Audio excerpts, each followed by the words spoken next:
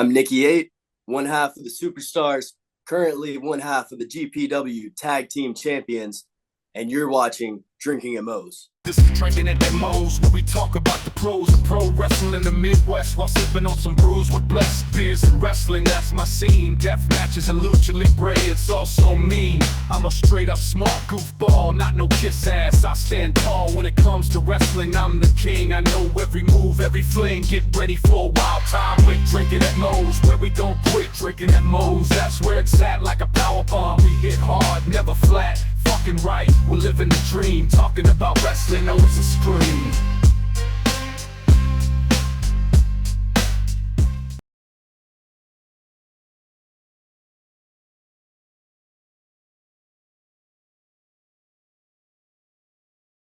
All right, everybody, taking time out before we get this show started. I want to thank Reaper Apparel for having Drinkin' Moe's be a brand ambassador for their clothing line. They got good stuff. They got t-shirts, they got hoodies, they got beanies, they got lots of great stuff, encouraging everybody to break out of their comfort zone, live their best self, and hey, it's something I try to live every day. Now, be sure when you go and you're filling out your order, use the code Drinkin' at Moe's, get 10% off, and the link and the code will both be in the description. Let's fucking go. All right, everybody, welcome Drinkin' at Moe's. Big Mo here. You know the drill by now. YouTube, like, subscribe, share, comment, all that good stuff, because YouTube's algorithm is a pain in the ass. Yeah, I said it. I'm not even trying to take that anymore because, yeah, navigating that one. Anyways, we are also on most major audio platforms. Today, I'm excited to have with me Nikki Eight. How you doing? I'm doing good, Mo. How are you? Oh, like I told you before we started hitting play here, I can't complain. I have some good, wrestling related stuff. July is almost completely filled up for recordings, which is hell. I just started asking like 2 days ago. So that's always wild to me when it fills up that fast. And I got between this month with a former Lucha Underground champion and hell, unless, cards subject to change, I also just scheduled Braden Toon. So, fingers crossed, we all know how shit happens. Hey, man, can't predict anything. Oh, yeah, like they always say with wrestling cards subject to change, But first thing I'd like to start off with everybody with is what got you started as a fan, and then what got you deciding to make that leap into the business? So, the very first match I remember watching was Kane's debut. Yeah, WWF, old school on VHS. So, like, as a kid, my parents were still very old school. Wasn't a lot of TV in our house. So I would go over to my uncle's house, and he would show me VHS tapes of, Monday Night Wars, Nitro. So that's what really started, I guess, me becoming a fan into wrestling, right? So that was huge pivotal point for me. Flash forward, end of high school, I'm thinking, okay, college, probably pretty important to becoming a wrestler. I did an acting program for Chattanooga State. That didn't really pan out. So I was like, okay, time to buckle down, go get a job. So I'm interviewing for a car dealership in Georgia. And they're asking me, like, where do you see yourself in 5 years? And I'm like, I would really like to be a wrestler. So they start telling me about the Nightmare Factory. I get the job and everything. I go home. I apply to the Nightmare Factory. Never called the job back. That was probably pretty bad. Right? But at 19 years old, like, you can't really hold it against me. Oh, yeah. No, hell, That's the how I got Nightmare started. Factory of all places. Yeah. Oh, yeah. So yeah, hell, can't pass up an opportunity like that if you're getting to No, learn no, from those no. guys over there. Shit. And that's what I was actually one of my next questions I was going to ask you about. What was your experience like there? Because I've been lucky enough to talk to, a couple people that have gone through there at different points. Yeah, so I was Camp 7. So back when we were still in Norcross, they're now in McDonough. So I was the last camp in the old building. I was also the last camp to have Glacier Ray Lloyd as a coach, which was phenomenal. I bet, yeah. Yeah. But yeah, my experience there was honestly, I don't think I would be where I'm at if it wasn't for the Nightmare Factory. They, yeah, they've definitely done a phenomenal job. Hell, I remember Glacier, and that was back, good Lord, like back during right when Mortal Kombat was first getting big. And you see this guy coming out there and something completely different than pretty much anything else out there. You didn't really see too much of the martial arts style in professional wrestling, and him bringing that different style in. And who were some of the other people that were like actively there when you were there? Let's see. So QT, um, head trainer, and then you got Cody Rhodes. The camp that I was in was right after the Hell in a Cell with the torn pec. I think it Oh was yeah. like 3 days after was when our camp started. Oh jeez. So like, what a time to start, I know, right? Um, Holy moly.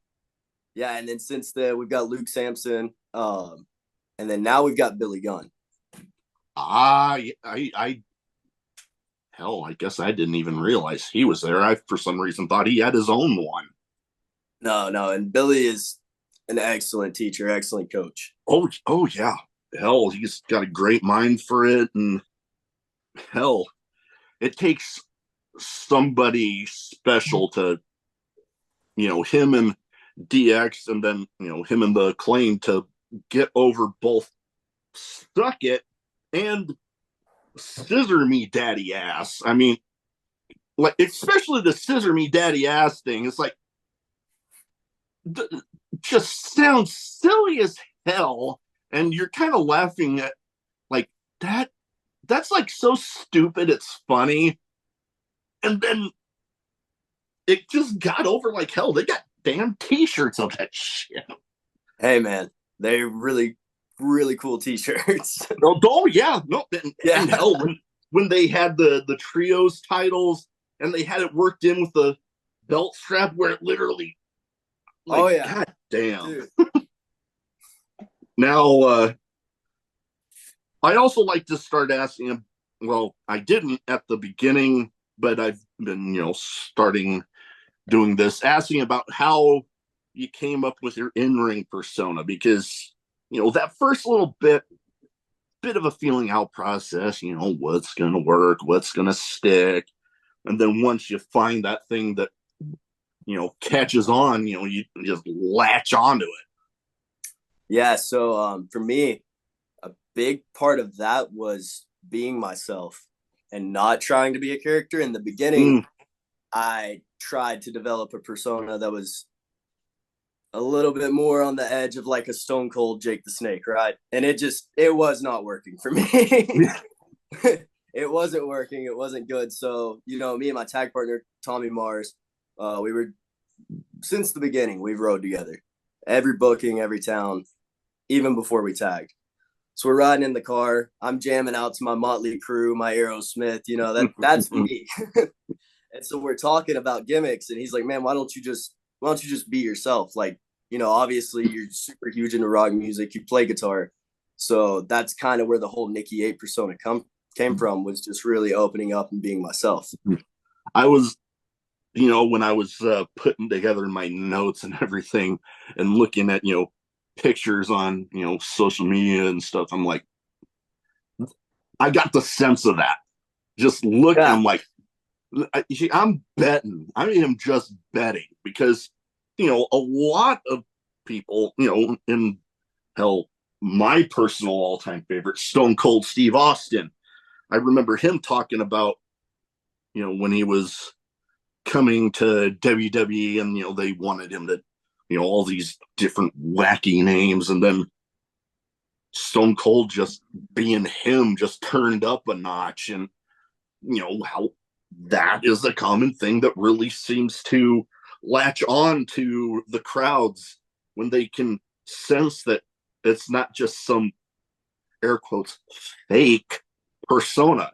You're being like your authentic self, just turned up that notch. And I think that's very visible to fans too. Oh yeah, no, they so, I can tell from reactions I get no. that it was very, very visible. Oh, I can imagine, because I know, at least as far as myself goes, when I'm watching it, I'm like, you can definitely tell when that person is really feeling it. Like that is them. So that's always great to see when, people, really like, hell, when you're watching them from like the independent level getting started, and, you're literally watching them through that first little bit, trying that feeling out process. And then when they finally find that thing that just clicks, it's something special. Oh yeah. I've been lucky enough to get to see that, a handful of times.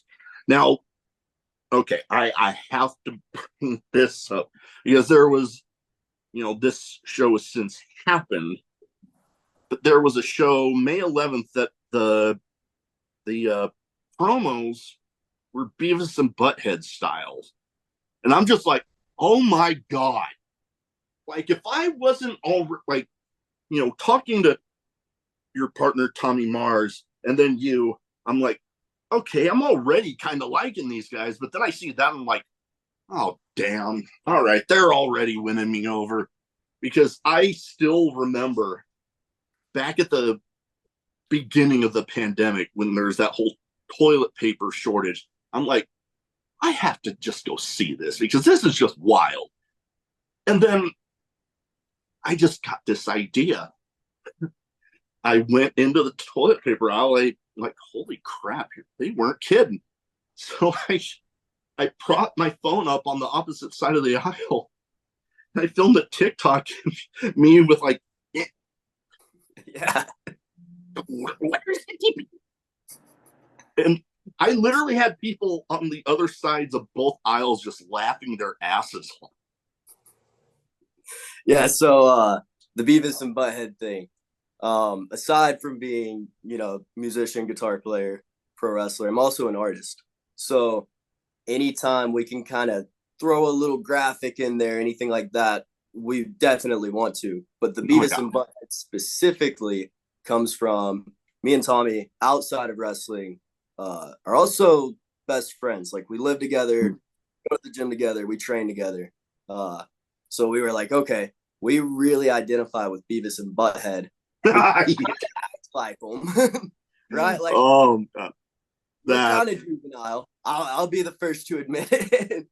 Oh, like, hell, this works perfectly. Oh hell, my wife could tell you the same damn thing about myself.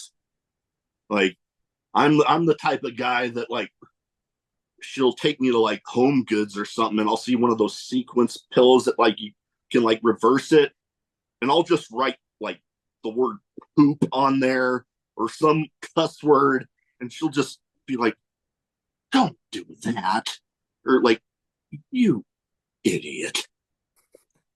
And I'm like, I just have too much fun with it. And then, goddamn, yeah, no, Beavis and Butthead. I was definitely still having to kind of like, okay, my parents are asleep. Oh, it's on. That was back in that time. Yeah, and with us being like a throwback to 80s culture, kind of early 90s culture, we do the whole MTV thing, like definitely multiple layers to that. And I'm feeling it. And it's you bring up MTV culture. I you've probably seen the meme of oh, this is MTV's like 20th anniversary. Thank you for 4 years of music. Yeah, for music television, they didn't really run music that long. Yeah, they weren't music centered for too damn long at all. And now it's like, They were not. they still hold the Video Music Awards, and it's like, do you even play music videos anymore besides at like 2 a.m.? But yeah, oh god. And the music. Now, yeah, I grew up during that time. Hell, I was born in '83, and I just remember seeing some of those videos. I'm like, I remember being at a young age. I'm like, what the heck? Because the wild hair and stuff that they'd have. Yeah, like now I'm like, okay, much like my wrestling tastes have kind of evolved. Like I remember growing up, and this was right before everything happened with Bruiser Brody. But I was like, when I was young, I was like, that dude scared the crap out of me. And now I go back and watch his stuff, and I'm like, dude, I love it. Because I gravitate towards those like intense personas, like him, like, I got an autograph figure of him, Lance Archer, Bronson Reed, those guys that, or Tomohiro Ishii from New Japan, one of my current, like, just absolute favorites that, like, I remember talking to a few people about it to where it's like, especially when he has a title on him and he's coming to the ring, just that look on his face, it's like he's just staring right through you and saying, you're going to have to damn near fucking kill me to take this. Now, what are some... Oh, nope. I know where I'm going next. Had a little brain fart, but then I noticed on my notes here, NWA. I saw NWA, and somebody was talking about Hard Times, the Hard Times show. Now, okay, my recording schedule gets kind of nuts. I'll just go ahead in a minute. So I don't get to watch everything that I might want to watch. So clue me in here, because like I've heard some stuff about the Hard Times show, but fill me in where you guys came in there. So we had reached out, being like, hey, if we sell so many tickets, can we get like a dark match? And trying to build a relationship. We sold the tickets. It ended up being, Tommy is from Dothan, Alabama originally. So it ended up being Tommy, and the name is slipping me right now. It's been a minute. Versus, I want to say the Butterflies was the other tag team. So it was a dark match on the Hard Times pay-per-view. But it was still a pretty cool experience. Oh, I can imagine, the stuff that, they've had a little bit of controversy, but, they bounced back from most of it. And hell, they're EC3 being the champ right now. I've been lucky enough to have former U.S. tag champ AJ Kazana on. That was fun. Built like with some of the promotions that I've had, like a number of people on from there. It's been nice to, build those relationships, much like you mentioning trying to build that relationship with the NWA. Me, trying to build that relationship with just about any promotion that'll, give me the shot. And I've been lucky enough to get that chance with some pretty big promotions on the independent level. Heck yeah. And so I was trying to think here. NWA, is there anything more going on? Like, you got more chances coming up? So we had a AEW ROH dark match. Ooh. Against against the Righteous and Lance Archer. Dude, up there on Oh the my show. God. I I love those almost guys. brought it up earlier. Oh man. I love those guys. Yeah. I Terrifying got to be across the ring from. so Let me just tell you. Yeah. Lance Archer is like I met him, and yeah, when you're just before you talk to him, you can be one intimidating dude. And, you know, I'll tell you what though, if he's got you, yeah, and that for the blackout, it's a lot more intimidating. Oh God. You know what? I'm always curious about that sort of stuff because, I haven't been able to get in the ring for stuff like that. So, moves like that and seeing some stuff where he's like literally doing it from almost the top rope. And I'm like, oh, damn. Okay. I already have a bad back, but. Yeah, that is a very big and very strong guy. But being in the ring with the Righteous, when Vincent goes down and does the snap, that looks cool on TV. It looks really cool. In the ring, there's something, it's a little scary. Oh, I can imagine because there's that whole almost cult-like feeling with it. A little supernatural in a way, yeah. Yeah, that sort of feeling. Yeah, and you got Beavis and Butthead, the rock stars, over here. Like, against that. We might as well be Scooby-Doo.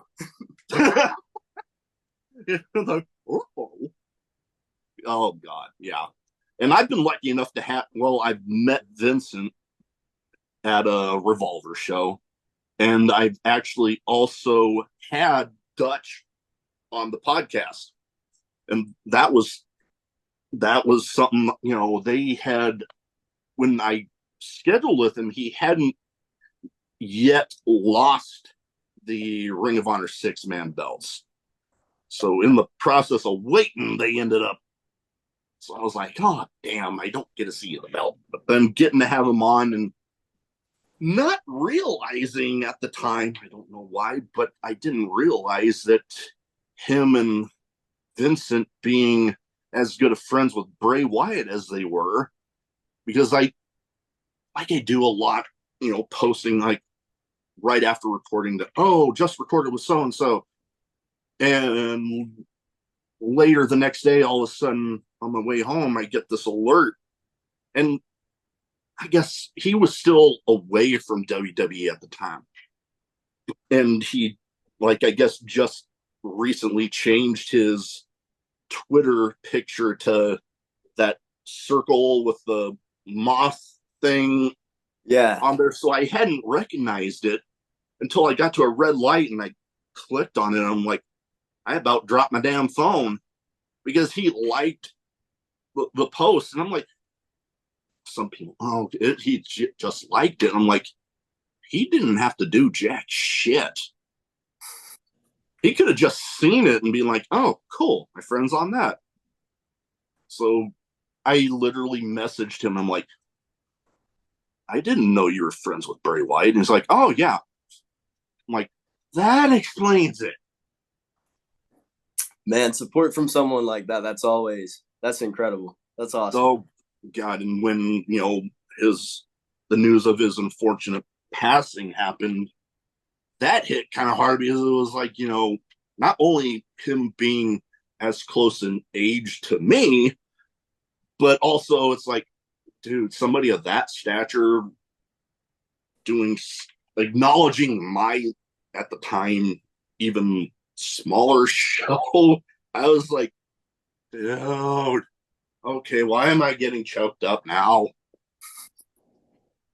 But yeah, so okay, now how did that come about with getting that shot? Because I'm always curious when it comes to AEW, ROH, and the WWE shots with getting extra work or a dark match or hell a squash match being that, not to sound insulting, but the jobber sort of thing. How do those opportunities come about? Like, or is it more because I've heard some of them reaching out to different promotions around and be like, hey, do you got anybody that can blah, blah, blah? And is it more that, or the individuals reaching out to them? Or how did that come about for you anyways? Yeah, so it can go either way. In our case, our coach really helped us out a lot with that. QT Marshall or Marshall spoke Marshall. Yeah, he had that. I don't know if he still prefers that, but yeah, I remember that time. It's like, it's QT Marshall. Oh shit. Lights. Oh, there we go. One of my sure the Undertaker's not back there. Oh god, yeah, that would have been spooky as hell. But that actually reminded me of one of my early episodes that I was actually, after one of my friends' show, recording in my car, and then the damn light on the inside of my car kept on turning off, so I'd have to open my door and shut it back, and like 5 or 6 times during the recording of that damn thing. God, taking me back. All right. So that was more, coach helping out there. Okay. For podcasters, for regular fans out there, there's those parts of the business that we don't know about, that sort of thing. So it's always interesting to be able to hear about that side of stuff, because you always wonder, oh, there's a local guy. I wonder how she got that. All right, now, okay, a friend of mine that I used to have, she and I would periodically around Valentine's Day, we'd send these funny Valentine's cards to each other. And I noticed, in a similar style, one that you and your partner had. How did y'all come up with that? The whole "You Rock My World" is you two with the guitar and stuff. Yeah, so the "You Rock My World," like I said before, also an artist, right? So yeah, me and him, we'll sit there tape studying, watching old matches, and we'll come up with like 300 ideas. And for every 300, you might see like 2. That just happened to be one of them. Our whole catchphrase is strumming and drumming all night long, baby. Valentine's Day coming up, we were like, okay, we wear pink. We're juvenile. We make a lot of sex jokes. We've got to be involved with Valentine's Day. And "You Rock My World" was one of the 300. Nice. Yeah, I'm right there along with you. I'm making all sorts of those jokes. Hell, I just told my wife one the other day where I actually got the idea from a video I saw at work where this guy did this video talking to his wife, and he said, Harry Styles said, do what makes you happy, or what makes you happiest in life. So can I do you? And I told that to my wife, and she just, you fucking idiot. Doghouse for a week. Yeah. I'm not really ever punished like that, but she definitely wonders about my sense of humor sometimes. I mean, hell, I came from the Navy. We joke about all sorts of shit. Like some that I can't repeat on recording because I probably get canceled. And I don't want that. No, not at all.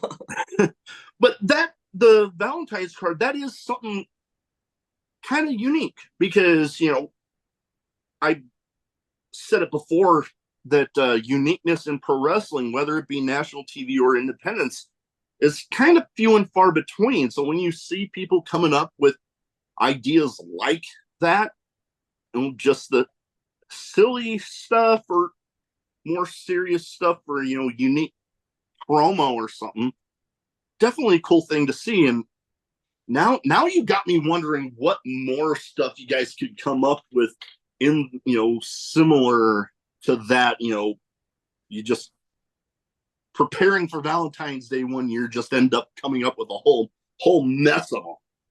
Oh yeah, and we can have like a little pack, right?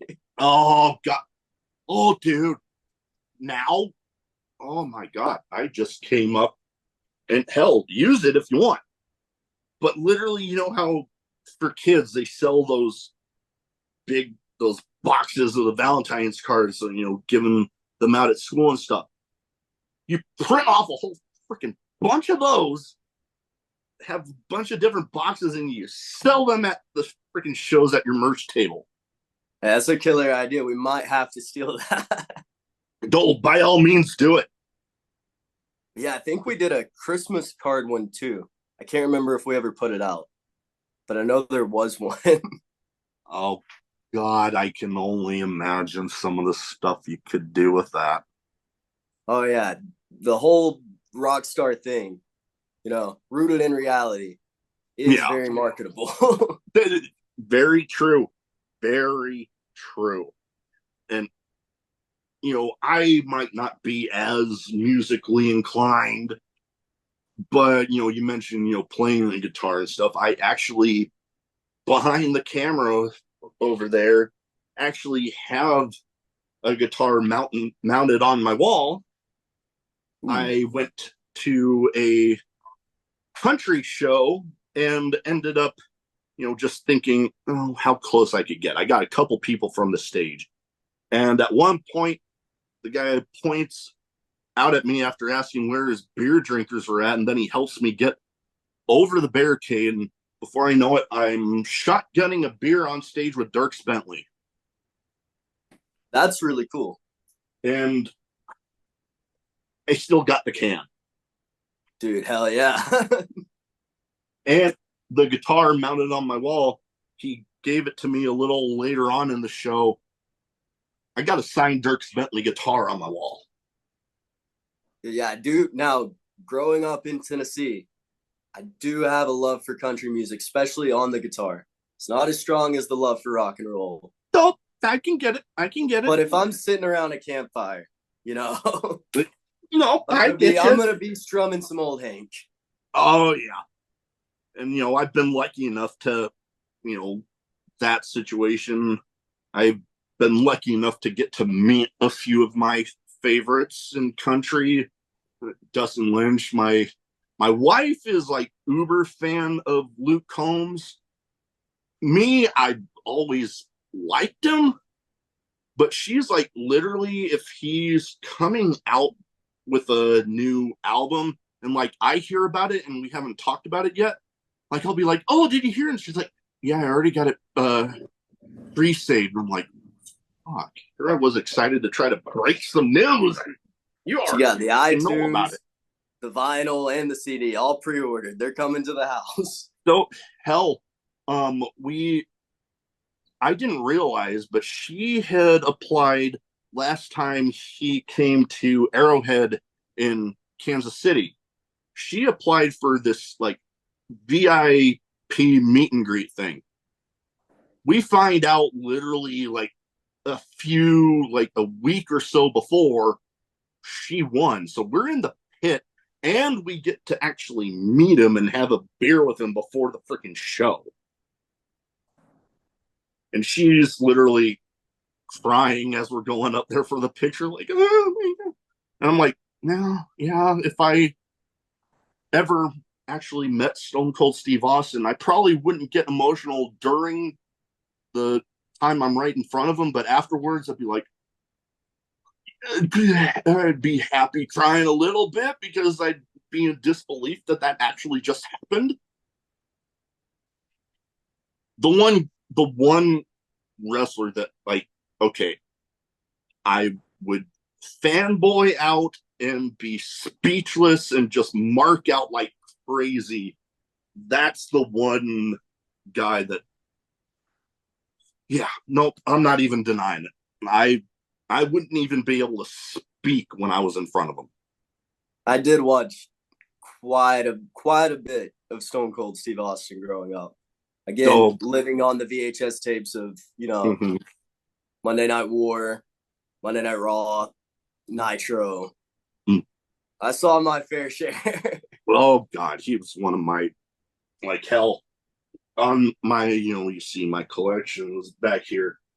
Stone Cold's got his own damn section right there. Like, there's even stuff like packed in behind there you can't really see. I even got saved a can of this Broken Skull American Lager. Those are pretty good. Damn good beer. Yeah. The IPA is not bad either. I'm not even an IPA guy. Yeah, I'm not so much of an IPA guy, but that one, yeah. The American Lager's better, though. All right, so what are some other stuff you have going on this summer? I tried to pick up, on social media, but my notes, I only had so much room here. Yeah. So TCW, Turnbuckle Championship Wrestling, is back. Me and Tommy have been lucky enough to be featured on it so far. So we've got some more dates for summer for that. That's like the biggest thing. Oh, yeah. Right, no. Yeah, I was hearing about that, and they're back, and that was a pretty huge deal. Yeah. Yeah, no, it's been amazing. Also, we're the GPW Tag Team Champions. Mm-hmm. So every time their doors are open, we will be there, ready to defend. Other than that, yeah, just, hitting the road, going anywhere we can. All right. So that's always nice with, people with the championships because, okay, everybody might think back to, Roman Reigns and, he had the belt for so long. That whole chart that somebody made about, Bruno Sammartino, and it's like triple digits on the defenses. And then it gets down to Roman Reigns and it's like 50. So it's always nice when you have people that are actually there and actually active. Nothing against Roman Reigns. There was a reason he had the success that he did with that title reign. Oh, yeah, he's the guy. No, but yeah. The better guy did beat him. Yes. I may be a little biased on that, but hey, I can't argue with you there. I was one of those people that thought he should have won the year before. But it is what it is. He got it done, and the way that they did it was amazing. Maybe some people might say a little overbooked, but I'm like, holy crap, one guy coming out to try to, then boom, he gets chased off, and then boom, and then all of a sudden, here's the Undertaker. It was just that was a very, very breathtaking match. Oh, totally. All right. Oh, and I was just thinking, I loved, speaking of that match, how seeing even after Brandy backstage, like, oh, can I go out? And then she's out there, and the whole family getting out there, and him handing the belt to his mom and all that, and I'm like, okay, now I'm getting choked up again. Yeah, definite top 10 moments in wrestling history for me at least. Oh yeah, and hell, especially when you think about closing moments in Mania history, that's got to be right up there, including with one that I guess we can't really talk about right now. I have a feeling I know what you're talking about. Benoit and Guerrero. Still, that was the first ever pay-per-view I actually watched as it was happening. And oh my God, that was still my favorite, one of my favorite Mania matches ever. And I'm just like, oh, not to glorify what happened, but it's like, God damn, it's just sad that now it's basically erased from history. But for Eddie, that was still. Oh no, for Eddie, Yeah. we can just sub out that and talk about stuff with Eddie, because getting to see the two of them at the pinnacle of where they always wanted to be, and they're finally there in one of the most famous arenas in history that's still out there. And yeah, no, that was another one of those emotional moments. And hell, I want to, going back to Cody, I kind of want to meet him really bad, because that damn documentary they did of his. Somebody, man, give the people in the production for those damn documentaries a fucking raise, because they've been phenomenal, for one. Yeah, that was really cool. Hell, the Bray Wyatt one's another great one, but that one, yeah, that one made me tear up. Oh, that was, yeah. Oh yeah, especially there towards the end, yeah. Yeah. But the reason I want to meet Cody, and I've said it before on some episodes, where with that documentary, Cody's talking about the last days of his father, Dusty, and talking about how in TV and the movies, when somebody's passing, it's like quick and like boom, it's done. But in real life, it's like you're spending days in the hospital, wandering back and forth, and practically memorizing the floor plan on the way to where. And it just spoke to me, because my wife and I were pregnant with twin girls back in 22. Reason I got this tattoo on my forearm. They weren't due until like November, but they showed up in late July. Only made it about a week, but like every day that week, there wasn't a single one of those days that I wasn't there at some point for multiple hours. And just I lived what he mentioned with the walking back and forth, and like I could still probably go to right where their NICU rooms were. And hell, every time we still. Okay, this not really breaking news, but by the time this episode comes out, my wife and I will have told everybody we are actually pregnant and finally gonna be having our rainbow baby. Hey, congratulations, man. Thank you. And this coming January, from what she told me, because I didn't even know the damn due date. But every time we go, it was still, the appointments we had were still at that hospital. And every time we go into the freaking parking lot, my eyes would just go straight up to that window that I'd take a break at. So getting to meet Cody and tell him that story about how that moment in the documentary just spoke to me, that would be something that I would like to think it would mean something to him, that something of his life spoke to a fan in that way, but it would definitely mean a ton to me as well. So who knows? Maybe someday. Yeah, I'm sorry to hear about your loss, man. That's terrible.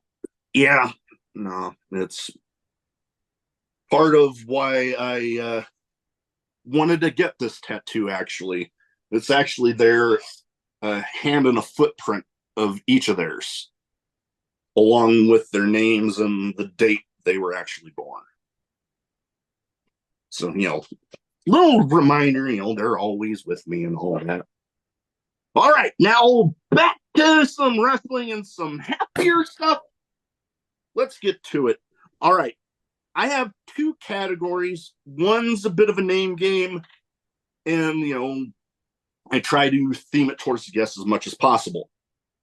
And I had this idea with you. These people, I have 4 of them, have all either been in a band or they're currently in one, or they've at one point or another had a music themed gimmick. Okay. So I give you the name, first thoughts that pop into your head. First one,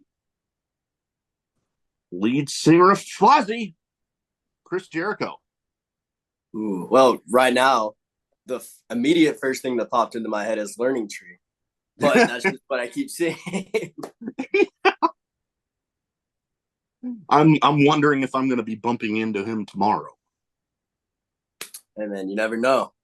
You never know. I've already kind of spoken it into happening. I was wishing that Tony Storm was going to be there because I was getting a kick out of on Dynamite when she was talking about her protege slapping the tits off of Saraya, and I'm like, I cannot be the only one just laughing my ass off and loving that. Like, it's literally got me, and I've had this thought, I've never had it happen on national TV, but at some point tomorrow, I want to get, during her match, a slap her tits off chant going. Yeah, I'm going to wish you good luck on that one, man. I want to do it. Because you're determined, you can do anything. Don't, and yeah, I'm determined. Hell, if this isn't a example of how determined and persistent I can be, one of my bucket list names that I wanted to have on the podcast, I actually got done, and it took me a little over a year. John Wayne Murdoch. I actually got him on. It took a little over a year because that was around the time that, that happened, and he had, his crazy schedule that he has and family stuff. But I was like, shit, I want this to happen, so I'm going to get it done. But hell, I am the type of fan, especially at independent shows, that I like to try to get somebody to crack, whether it's one of the wrestlers, a referee, ring announcer, commentary, somebody. So I've been lucky enough at a NXT house show. I'm wanting to say it was Riddick Moss, but it was a fitness gimmick, and he had a water bottle in the corner. And I just remember shouting out, "Water sucks. Gatorade's better." And he looks at me like, and then I actually got the crowd chanting, "Water sucks. It really, really sucks." And I was practically rolling on the floor laughing, and he's literally pointing over at me like, "You mother." And the other one that I can think of off the top of my head was actually Mike Bennett. I actually, at a show here local, he was in there, and the crowd was quiet at the time, and I just yelled out, "Hello!" And he just looked down, but you could tell if you looked at him that he was just busting out laughing. I got to talk about it after the show with him, and he was like, "Dude, that popped the hell out of me." All right. Next one. I actually got an autograph figure of him up there. Hopefully you remember the gimmick. Drew McIntyre. Oh, 3MB. 3MB, right. Yeah. Yeah. If I'm wearing the bandana, like the regular one, not the one that has our name, sometimes I'll get the 3MB chant. I love it. It is what it is. But man, I'm loving what he's doing right now. Like, when it was a little bit of a tweener, I'm like, okay, this is interesting. But now I just love the back and forth with him right now. And him, I don't know, there's something about Drew McIntyre is a heel that is just, like I said, I gravitate towards those intense personas. He is oozing that right now. Oh, the work he's doing with Punk, with the whole trolling and the Yeah. Oh yeah. Awesome. Great stuff. Now, Tennessee, Southeast area, I kind of have to bring this guy up. Some people don't like him too much right now. But Jeff, JARRETT,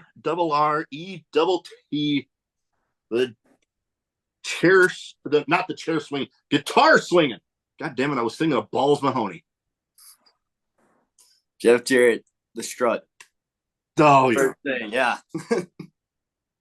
Hell, he's with AEW right now. Another guy I could probably run into tomorrow. Hey, you're racking up a list. Hell, I'm wondering, because I know they have done meet and greets like earlier on in the day of some of those shows. So I'm like keeping my eye out, because like I've got plenty of AEW figures here. I could get a few of them signed. I'm hoping, that's just the fanboy in me, I guess. All right. Last but not least here. This one's going back a little bit. Back to some of those, Monday Night War era, watching those VHS tapes. Curt Hennig. WCW, you had the whole West Texas redneck thing. And the whole Rap is Crap song. Terrible song. I know. Didn't that actually chart, though? I think it did. I think it ended up charting. I'm one to say that it might have. Man, Curt Hennig with that. Yeah, the Rap is Crap probably would be the first thing from that gimmick to come to my head. But yeah, I think that song did end up charting. I may be wrong. Yeah, I could be. We could be. But God dang, I remember that and the feud with the No Limit Soldiers and stuff. Some of that stuff in the last couple of years at WCW was just like, what the fuck? It was a little goofy, but I think it was fun.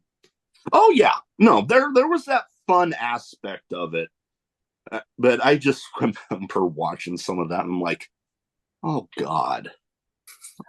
Especially when they go out there and they'd be like, I remember, what was it? They actually played like the whole faction was out there playing different instruments. I don't know if they're actually playing them, but actually sounded like Curt Hennig was actually singing in the song, at least. So, I mean, it sounded like he could have been singing it. I freaking know. Who the hell knows? All right. Now I got some random questions. Some might be wrestling related, some might not be.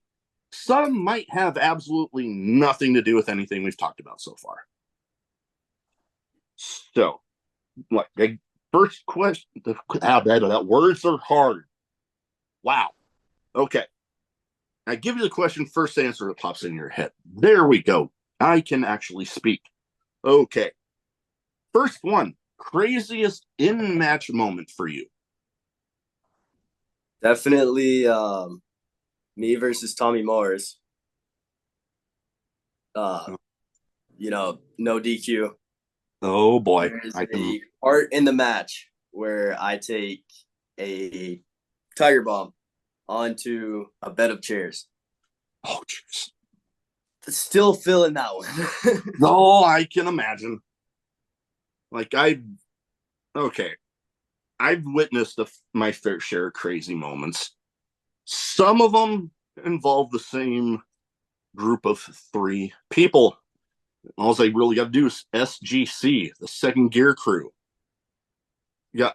Seeing Matthew Justice jumping off the scaffold twice, seeing people swinging half a door and using it like a baseball bat. And yeah, nuts. And my first ever actual death match. Jake Chris versus Joel Bateman ended with a chair spot with the 2 panes of glass on top of the chairs. And then Bobby Olson, Jake's friend, goes in there. I see him pull out a thing of lighter fluid. They lit the glass on fire. That's a big no thank you from Nikki Eight. I don't blame you one damn bit. I mean, that's too extreme. Me, when it comes to glass or some of that stuff, maybe if I'm wearing a shirt, I ain't gonna. Oh, there we go. The lights again. Man, it's supposed to be a switch, but I guess the timer thing won't turn. No, one of those where it's like if somebody's not moving around in the room for a long enough period of time, it just shuts off. I actually had that happen at one of my last jobs in the bathroom. Ooh, I'm sitting there, and all of a sudden, I'm on the toilet, and the damn light turns off. I'm like, hello? Yeah. All right. Now, one of the things that kind of goes along with, road trips, wrestling, there's a lot of traveling up and down the roads, whether you're on the independents or national TV. Road trip playlist. I think I have an idea of some stuff that could be on yours. Yeah, I think you could guess. Let's go ahead. There's an unlikely candidate, though. There's Macho Man's rap album. No kidding. Yeah, I'm actually a fan of it. Yeah, be a man, Hulk. Love it. All of Motley Crue's, everything they've ever made. Aerosmith. Okay. Guns N' Roses. Okay. A little bit of Rat, some Cinderella, some Twisted Sister. Okay. Skid Row. Pretty much any kind of 80s glam rock hair metal you can think of. Yeah. That's in there. Now, if I get exhausted, right, or we've been real far away from home for a long time, may throw on a country track or two. Okay. That's pretty rare, though. I was gonna say, I was thinking that a good portion of it was gonna be, that 80s hair metal sort of vibe going along with the character. I know, I just had somebody on that had kind of a Viking themed character, and they listened to a lot of that type of music on the way to shows. And I'm like, well, it might not be my particular type of music. Getting you hyped up for a show, I can see it get you into character in that mindset. Oh yeah. Well, now there's Viking metal. Pirate metal. Yeah. That's weird. I remember seeing a video of that. That was some weird shit. But hair metal. I was actually at the Packers Vikings game on New Year's Eve up in Minneapolis. I'm trying to remember what the name of the band was, but the halftime show was this hair metal cover band. They make a lot of jokes. Yeah. Because it could be, they're not really a cover band. They make their own tracks, but Steel Panther is also another band I'm a huge fan of. Like Hairball or something like that. But that just makes me think of a cat puking up something. But they were good. But now every time now I say Hairball, and now I'm thinking of waking up to my cat just. Okay. Now that leads me into a thought that I was having, because I am actually making my commentary debut in August. A friend is doing a suicide prevention charity show. He wanted me on. He said, just tell me when. And that got me thinking of, I am just generally a bit of a damn goofball. That's just me all the time. Making the inappropriate jokes that makes my wife think I'm an idiot. But it got me thinking, now I'm talking about your partner being extra work on SmackDown. I was thinking Pat McAfee. I'm like, yeah, if I'm going to be the Pat McAfee of that show, I already know it. I know most of the people on the card, and I'm like, oh God, I already have ideas churning in my head. All right, moving on. Everybody has a favorite food. I know I've got mine, and my wife gives me shit about some of it. But what is your least favorite? Like one that you just, if you have the choice, you're not touching. So there's like a couple. One of them makes it very, very hard to structure my diet, with bulking, cutting, whatever. It's great for muscle mass. Ground beef. I cannot do ground beef, hamburgers. Yeah, it's a texture thing for me. It's just like I don't want to eat chewed up meat, Hot dogs. Cannot do hot dogs. I don't know why. And those are two that I can eat more than I probably should. Yeah, I think it's just a processed meat thing. Like I can understand that. I can definitely understand that. I know those and mayonnaise would probably be like my top 3. Okay. Mine kind of also go into the whole texture thing. Like, okay, if this is mixed into like a casserole or something, fine.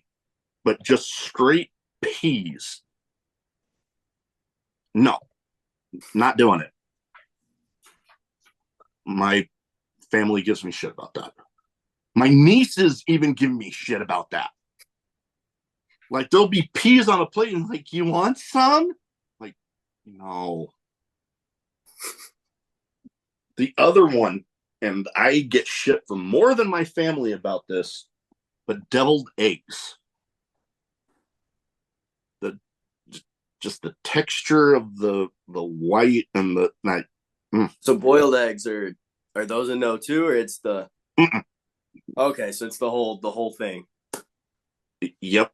No, not like I can do scrambled eggs. Big fan of boiled eggs.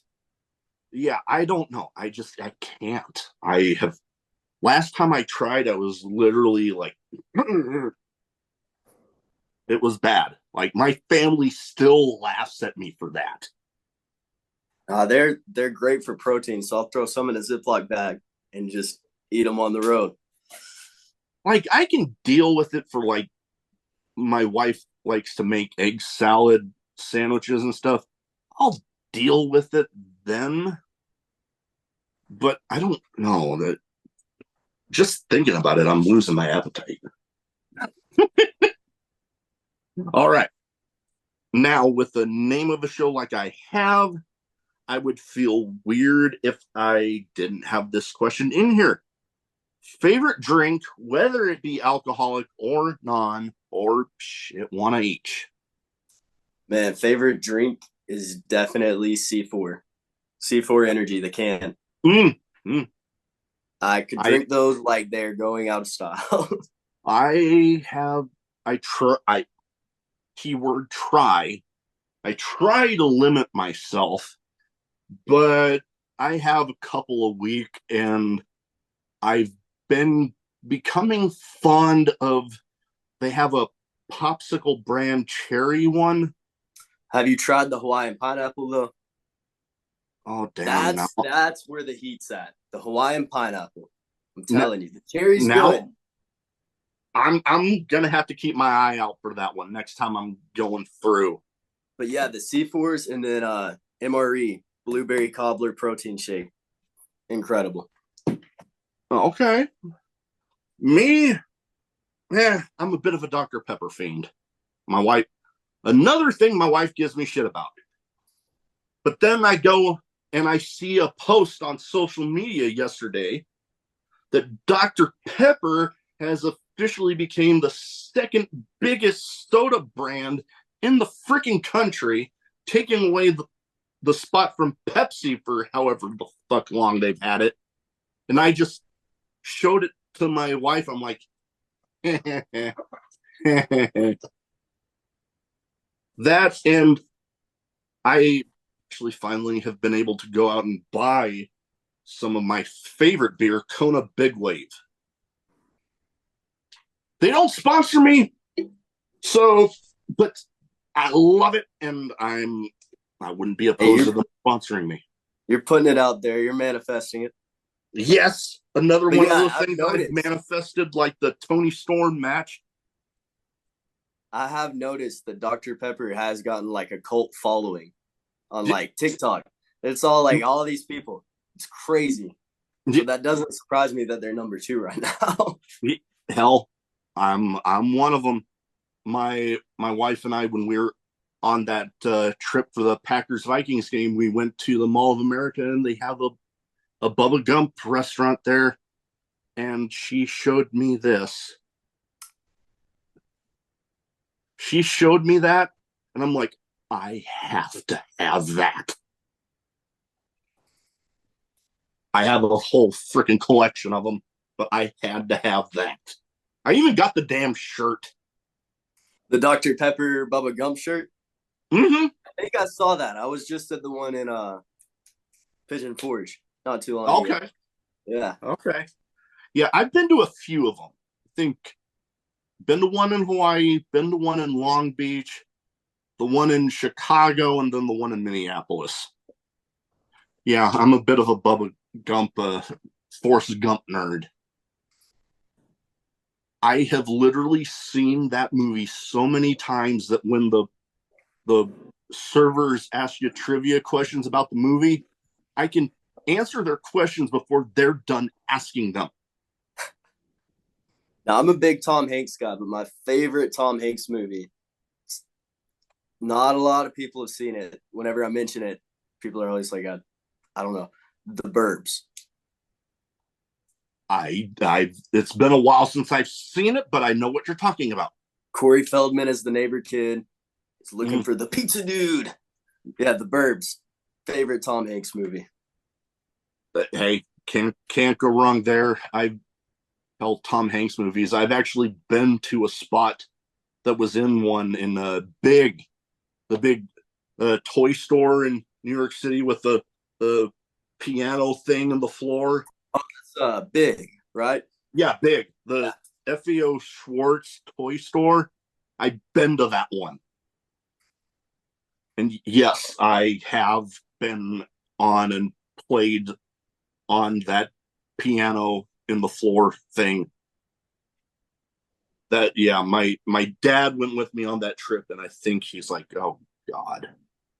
Just kind of standing off in the background like, okay, hey, are you done? You've got to do it. Oh yeah, you're there. That's one of those things that, yeah, you might look silly while doing it, but while you're there, you have to. Yeah, like, nah, you can't pass up on an opportunity like that. Oh God, no. Like, oh God, what's it with the Hollywood Walk of Fame, and you see your favorite movie star or some celebrity that has a star there, and you got to do the obligatory cheesy photo, like, you got to do it. All right, so my wife and I, especially since we've been together, we've been to plenty of concerts, and another music themed question that I have to ask: what's your favorite concert that you've ever been to? Favorite, and then the first. So Steel Panther, 100%. Definitely my favorite. The first one was Bad Flower. Okay. Steel Panther, they're still touring. I'm definitely going to have to put that on my list. But my first one was actually the Beach Boys. Okay. When I was growing up, I was just huge into the freaking Beach Boys. I still dig them. But then my absolute favorite, oh God, it's so hard to choose from, but it's either oh God. It's either been Luke Combs, really any of them, but especially the one that my wife and I went to in Arrowhead, or any of the Garth Brooks shows that I went to. Because that dude knows how to put on a freaking show. Oh yeah, I've seen some of the like audience recordings. So my wife and I have actually been to two together. We went to, he did a stop at Arrowhead, and then literally like a week later, the Nebraska football stadium that in Lincoln, he did a stop there. And a couple days before the show, my wife apparently found tickets for pretty cheap. So we've seen him twice in the span of a week. So it's all been a fun time. And hell, it was weird because they, at the Nebraska football stadium, they actually, for the first time ever for that concert, were selling alcohol in the stadium. Because for some reason, college sports here, they don't allow alcohol in the stadiums. And it was just weird sitting in the stands with the beer inside the stadium when normally for the football games, the beers all be drank outside the stadium. Oh yeah, that's kind of crazy. And it was interesting seeing people walking around a little tipsy and damn near falling down the steps. What's a Garth Brooks concert? You have to. Oh yeah, there's got to be a little bit of that somewhere around. It was just interesting being literally right next to it. All right. Last but not least here, best advice you have for anybody wanting to get into wrestling. Man, best advice. Never be afraid to go first. If you got a coach telling you something, it's time to get in the ring, perform. Always jump in, always go first, always be eager to learn, listen, take notes. Just really let everything sink in. That would probably be my best advice. Hey, that good advice and something that I would probably struggle with because I'm always that guy when it comes to, okay, we need a volunteer to do this, show people. And I'm like,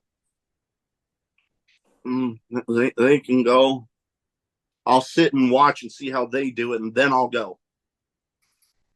But there's just something about going first that just gives me stage fright like crazy. Yeah. Oh, yeah. I mean, it's be there. You just got to figure out how to deal with it. Oh, yeah. And it's like a lot of things, hell, especially even starting off this podcast initially. God, that initial reaching out to people was, and still kind of is, the most nerve-wracking part. Because there's always that, oh, what if they're going to tell me no?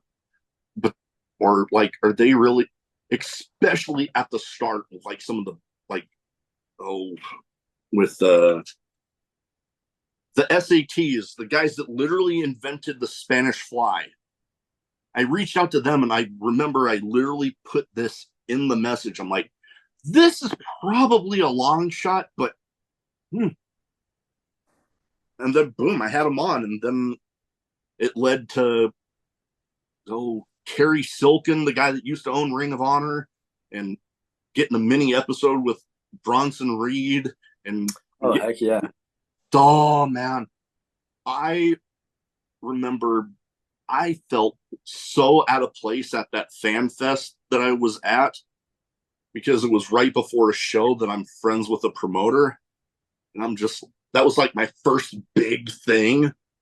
And I'm just like, oh my God, there's Lance Archer. Oh my God, there's Jeff Cobb. Oh my God, there's Bronson Reed. Holy shit. And then literally from right when the fan fest ended until right before he literally had to go back and get his gear on, he gave me that whole window. And I'm just like, oh, I was already an uber fan of the guy. And now it's just like, holy crap, I actually got to talk to the guy. Just that, there's that thought of, they're just regular people, which they are. But there's still, especially when I was just getting started, there's that fact of holy shit, these are like names that have been in like the freaking Tokyo Dome and Madison Square Garden and shit. And now they're sitting here talking to me. Like, if I would have told the shy kid in high school that someday I'd be doing this, the kid back then would have been like, you are so full of shit. And now here I am. One of those things, just battling through that initial stage fright, and then you never know what you're going to be capable of after that.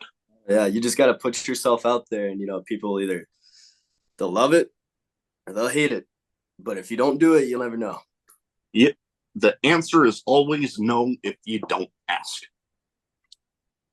I forget who it was that told me that, but still sticks with me to this day. All right. Well, before we go, where can people find you social media wise? So if they don't already have their eyes on you, they can go ahead and get them there. Instagram will be Nikki Eight_. X, I think it's Nikki Eight_. I may have had to change it.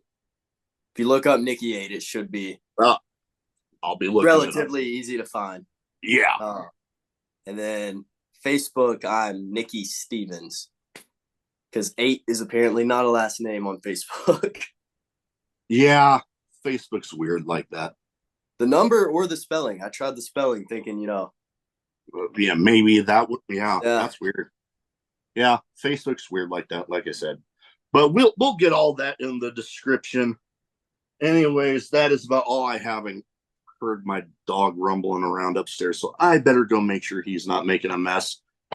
Thank you again for taking the time to talk to me tonight, especially on the short notice, because I remember talking to your tag partner. I'm like, I mean, short notice, but I mean, if you want, like, yeah, hey, not a problem at all.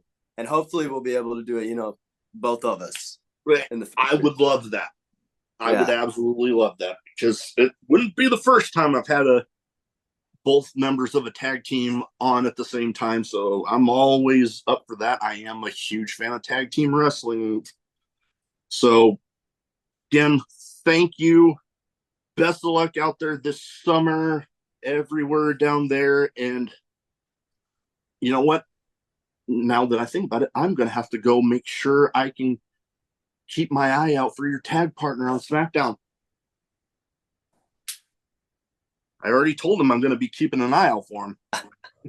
Hey, me too. All right.